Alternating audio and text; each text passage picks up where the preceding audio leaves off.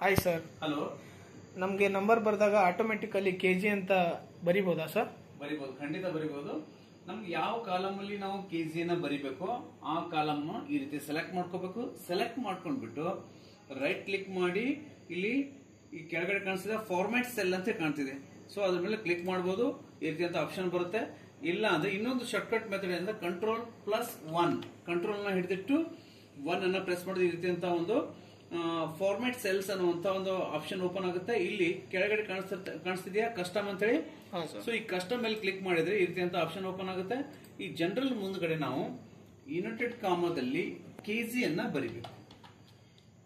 Again united comma close ಮಾಡಬೇಕು. United comma KG united comma ಬರೆದ್ಬಿಟ್ಟು okay ಅಂತ press ಮಾಡಿದ್ವಿ ಅಂತ ಅನ್ಕೊಳ್ಳಿ.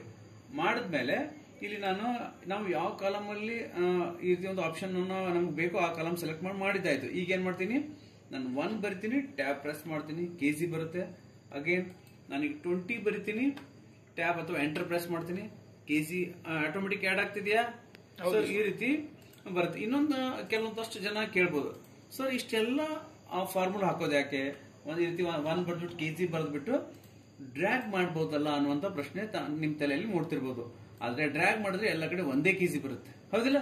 ಸೊ ನಮ್ಗೆ 30 ಕೆಜಿ ಬೇಕಂದ್ರೆ 30 ಕೆಜಿ, ಹೌದಿಲ್ಲ? ಒಂದ್ ವೇಳೆ ನಮ್ಗೆ 40 ಕೆಜಿ ಬರಿಬೇಕಾಗಿದೆ 40 ಕೆಜಿ. ಸೊ ಈ ರೀತಿ ನಮ್ಗೆ ಎಷ್ಟು ಬೇಕೋ ಅಷ್ಟನ್ನ ನಾವು ಬರಿಬಹುದು. ಜಸ್ಟ್ ನಾವು ನಂಬರ್ ಅನ್ನ ಪ್ರೆಸ್ ಮಾಡ್ತಾ ಹೋಗ್ಬೇಕು. ಅಲ್ಲಿ ಏನಾಗುತ್ತೆ, ಆಟೋಮೆಟಿಕ್ ಕೆಜಿ ಅದ್ರ ಜೊತೆಗೆ ಆಡ್ ಆನ್ ಆಗ್ತಾ ಹೋಗುತ್ತೆ, ಹೌದಿಲ್ಲ? ಸೊ ಈ ರೀತಿಯಾದಂತಹ ಯೂಸ್ಫುಲ್ ಟ್ರಿಕ್ಸ್ ನಮಗೆ ಬೇಕು ಅನ್ನೋದ್ರೆ ನಮ್ಮ ಚಾನಲ್ ನ ಸಬ್ಸ್ಕ್ರೈಬ್ ಮಾಡ್ಕೊಂಡು ವಿಡಿಯೋನ ಶೇರ್ ಮಾಡ್ತಾ ಹೋಗಿ. Thank you sir.